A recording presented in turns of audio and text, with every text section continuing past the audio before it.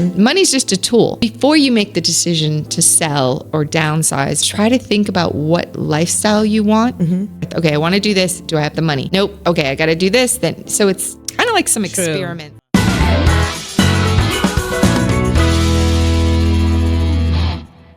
Do you also incorporate that in any of your planning, those spending habits, those ways to kind of keep your money while you have it kind of thing? Yeah. So my partner, Brian, is a registered licensed investment advisor. He's also insurance licensed. So he's been doing this. I was speaking in a class earlier today, and I said he's been doing it 40 years. And he's like, nope, 39. So I'm like, okay, 39, whatever.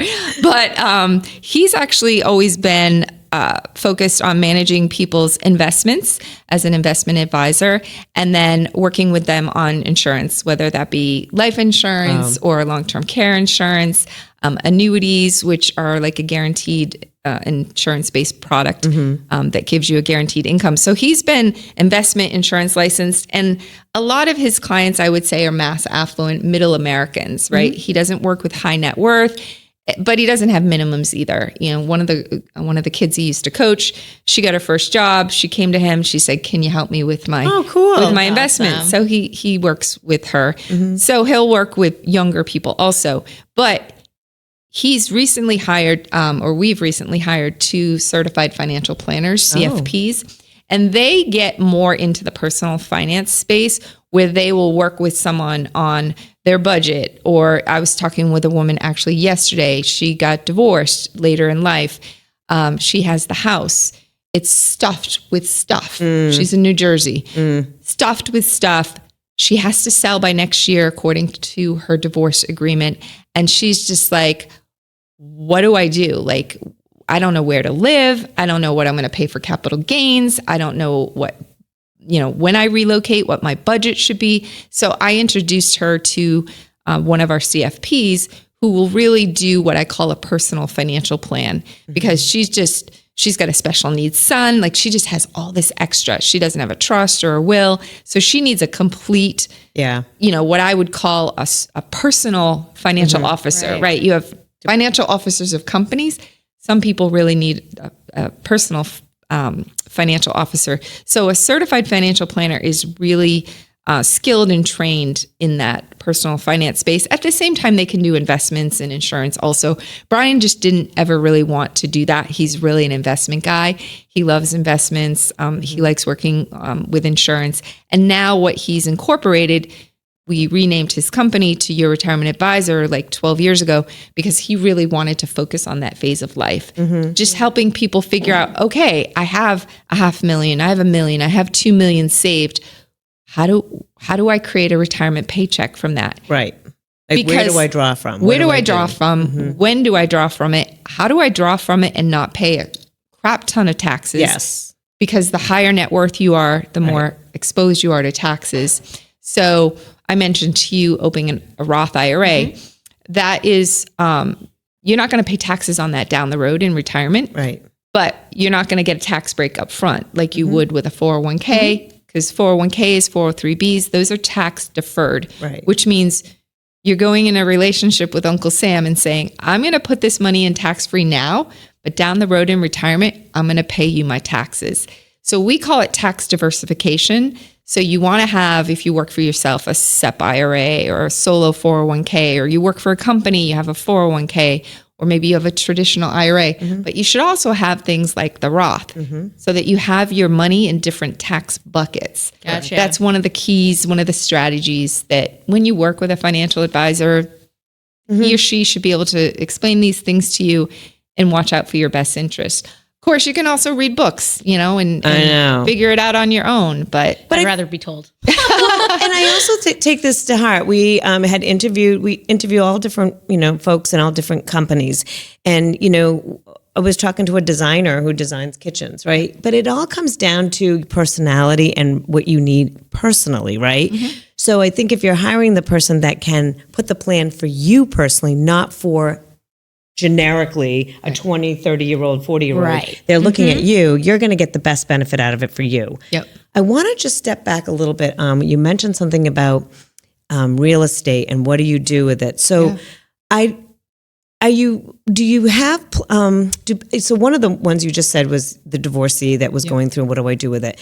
So do you have a lot of people that are in this position where they've had their home for 30, plus years? That was the home that they're going to have forever. And now they're like, oh, we're going to downsize. So what do they do with that money? Yeah. I mean, what is the options for that? Yeah. I mean, one of the things that we deal with is gray divorce, which is divorce over the age of 50. And it's 3 times the rate of other divorce rates in the country. So a lot of people like retire and they're like, I'm not looking at this. They're like, oh my gosh, I hate this guy. Yeah. I just realized it now that all my kids are out. I'm done working. Like, get me out of this house. Who are you? Oh, yeah. When my last 2 went off to college, they found me crying in my room one night and they're like, what's up, Mom? And I'm like, I'm going to be here alone with him. It was a joke. They made me laugh. I made them laugh. Yeah. But I was kind of serious because, it's a big transition. So whether you're empty nester, getting divorced, widowhood, the average age of a widow is 59. What? That's the average age? Yes, ma'am. I'm like, it's crazy. And I have 2 friends that lost husbands at 59 in the last few years. So, and what happens is there's a couple different scenarios. So in divorce, a lot of times women will go in the divorce agreement, they'll go for the home. Right. It can sometimes be a mistake to do that because the 401k could end up being worth a lot more, depending upon the market. It's been crazy with real estate. But that's one thing we caution women is just don't try to talk to a financial planner before you sign that agreement because you could be screwing yourself. But let's assume you end up with the home. What happens oftentimes with women is they end up with the home. And in the case of this woman in New Jersey, maintenance, just taking care of it. She thought the house was worth like $300,000. I looked it up on Zillow while I was talking to her and I'm like, you're 30 minutes from Manhattan. Like it's worth a lot more than that. Anyway, it's like, what do I do? So in her situation, she doesn't really want to stay in the home. It was her marital home, 30 years. But she's like, where do I go? What do I do? Like my son's in Texas, my other son's special needs, so I was brainstorming with her. I'm like, Florida, senior community. She wants friends. She wants social interactions because social interactions are the number one determinant of longevity, believe it or not. Yeah, I agree with that. Yeah, that's why, we're buddies because we need that social interaction. But so just trying to figure out, she wants to retire next year. She has to sell her house next year. And that's almost the worst combination. I was trying to relocate, sell, and retire at the same time. That can be a recipe for disaster, especially if you don't have a lot of support. So I was trying to encourage her to stay working, try to, explore relocation. There's a lot of strategies behind that. But there's lots of things you can do with the proceeds from your home. Obviously, you can downsize, you can choose to rent. A lot of those buy-rent decisions our CFPs help people make is really based on where you want to live, what you're going to be able to generate for income. So let's say someone has $500,000 in a 401k plus the proceeds from their house. So we always say it's we put it all into this. We have a retirement planning software that helps us because we have technology today that can do those projections and look at taxes, look at inflation. Oh, right. Look at market volatility. Keep your money invested in the market. The market goes up and down. If you retire in a down market, that's not so good. So anyway, we have this software that can help us make some of those decisions. But I always say to people, you really need to think about what you want, lifestyle wise. Money's just a tool. You really need to understand what your values are, what your priorities, what kind of life do you want? Do you want to live 5 minutes from a mountain so you can ski and hike, or on a lake or near a lake, or in a retirement community where you drive golf carts around and play pickleball and shuffleboard?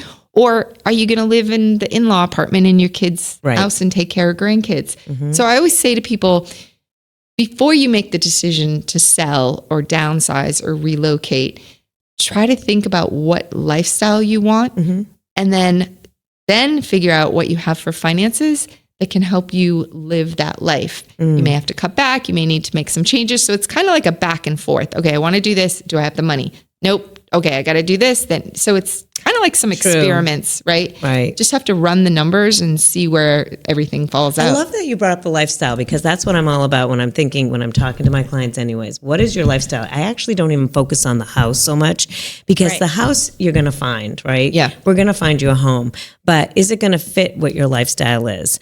Are you an outdoors person? Are you a community person? Are you, you need to be next to the highway because you host. exactly. What are you going to use your home for? Exactly. That's like, Family. Yep. and it's sometimes it's hindsight for them. And it's probably why we still have jobs, is being able to say, well, you're talking about Thanksgivings and you're talking about going to parties on the weekends where we're moving our schedule around. Like, are you sure you don't want an open floor plan, or is this going to fit your lifestyle? And that's ultimately what keeps people in their house longer, is it fitting their lifestyle. So I love that your plans seem to really fit around an individual versus, like you were saying, textbook across the board. This is what anybody at the age of 50 should be looking at. Yeah. I mean, so many people have their money with the big financial companies, Fidelity, Vanguard, which is great. And they've probably done a great job growing your assets. But that person's not going to sit with you and say, well, do you want to age in place?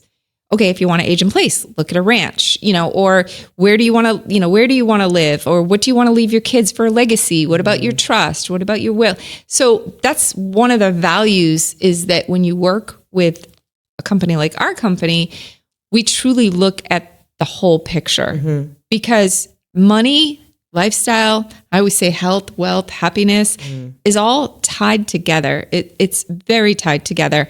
I always give people like some relocation tips for people that say, like, we want to just get out of Dodge. Like, we're sick of the winters in New Hampshire, or, we're sick of the heat in Florida, whatever. Somebody's always, thinking about where else they can go.